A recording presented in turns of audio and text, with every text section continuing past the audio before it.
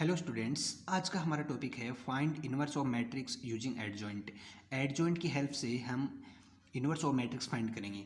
तो बेसिक अगर हम यहाँ से देखें तो इनवर्स ऑफ मैट्रिक्स का जो फॉर्मूला है हमारे पास वो है 1 determinant of A and adjoint A.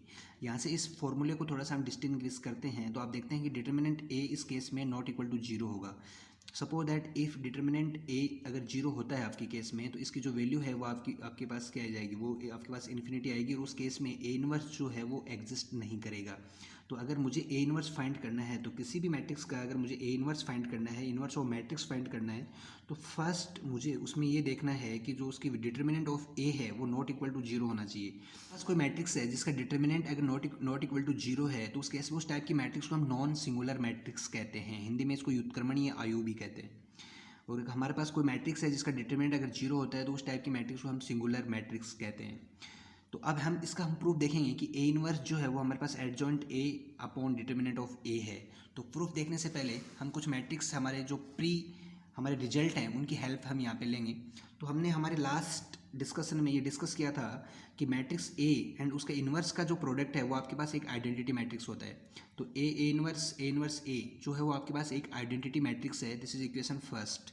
Similarly हमने एक थ्योरम भी डिस्कस की थी कि the product of A and adjoint A on A का जो प्रोडक्ट है जिसकी वैल्यू होगी हमारे पास डिटर्मिनेंट ऑफ ए। तो यहाँ से हमारे पास दो इक्वेशन है। अब इक्वेशन सेकंड को हम थोड़ा सिंप्लीफाई किया कि ए एडजॉइंट ए ये होगा हमारे पास determinant of A and identity matrix. यहाँ से हमने क्या किया कि इस पूरी इक्वेशन को डिटर्मिनेंट ऑफ ए से डिवाइड किया।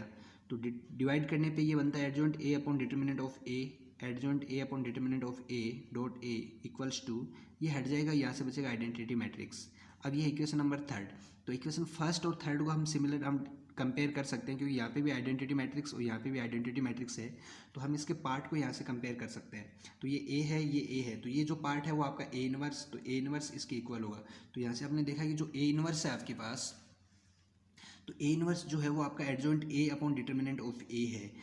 तो with the help of adjoint अगर हम किसी भी मैट्रिक्स का इनवर्स अगर हम फाइंड करते हैं तो सिंपली ये हमारे पास फॉर्मूला है कि हम फर्स्ट उस मैट्रिक्स का एडजॉइंट फाइंड करेंगे और उसके डिटर्मिनेंट को उससे डिवाइड कर देंगे। तो उस केस में हम उसका इनवर्स ऑफ मैट्रिक्स फाइंड कर सकते हैं। इसके लिए हमने एक एग्जाम्पल कंसिडर किया है कि फाइंड द इनवर्स ऑफ ए। ये हमारे पास एक मैट्रिक्स है जिसका हमें इनवर्स फाइंड करना है। इनवर्स का फॉर्मूला आपने देखा कि वो है आपके पास adjoint A upon determinant of A है। तो फर्स्ट हमें इसका एडजॉइंट फाइंड करना है और एडजॉइंट फाइंड करने से पहले आपने देखा कि हमारे पास ये डिटर्मिनेंट ऑफ ए है। अगर इस मैट्रिक्स का डिटर्मिनेंट ए जो है अगर नॉट इक्वल टू जीरो होगा उसी केस में हम इसका इनवर्स फाइंड कर सकते हैं, अदरवाइज हम इसका इनवर्स एग्जिस्ट नहीं करता है। तो सबसे पहले हम इस जो मैट्रिक्स ए है उसका डिटर्मिनेंट फाइंड करते हैं। तो इसका डिटर्मिनेंट हमने फाइंड किया तो इसको R1 के अलोंग हमने ओपन कर दिया। तो ओपन करने के बाद जो इसका रिजल्ट है वो आपका 27 है। तो 27 है, इट मीन्स 27 जो determinant of A not equal to zero, इसका मतलब इस केस में इसका जो इन्वर्स है वो एग्जिस्ट करता है। तो एग्जिस्ट करने के लिए अब हम इसमें सबसे पहले एडजॉइंट ए फाइंड करेंगे और एडजॉइंट ए जो होता है वो हमारा कोफैक्टर जो मैट्रिक्स होता है उसका ट्रांसपोज होता है। तो फर्स्ट हम कोफैक्टर ऑफ मैट्रिक्स फाइंड करेंगे। तो cofactor of matrix adjoint A जो है वो कोफैक्टर मैट्रिक्स का ट्रांसपोज है। यहाँ पे जो मैट्रिक्स है हमारी वो 3x3 ऑर्डर की है तो उसके सारे एलिमेंट्स हमारे पास ये एलिमेंट्स हैं। तो फर्स्ट हमें कोफैक्टर ऑफ मैट्रिक्स फाइंड करना है।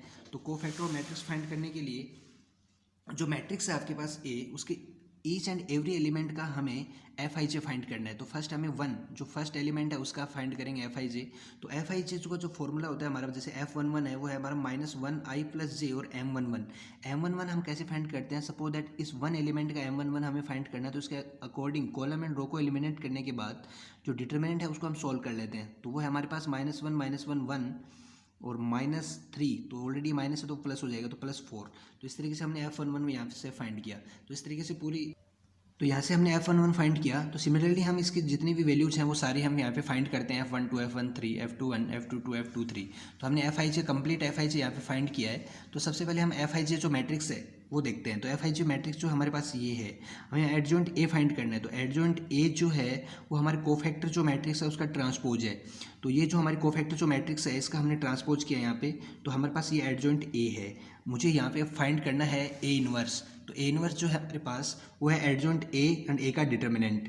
तो ए का डिटर्मिनेंट जो है वो 1/27 है, एडजॉइंट की वैल्यू हमारे पास यहाँ से है। तो इस तरीके से हमने ए इनवर्स फाइंड किया।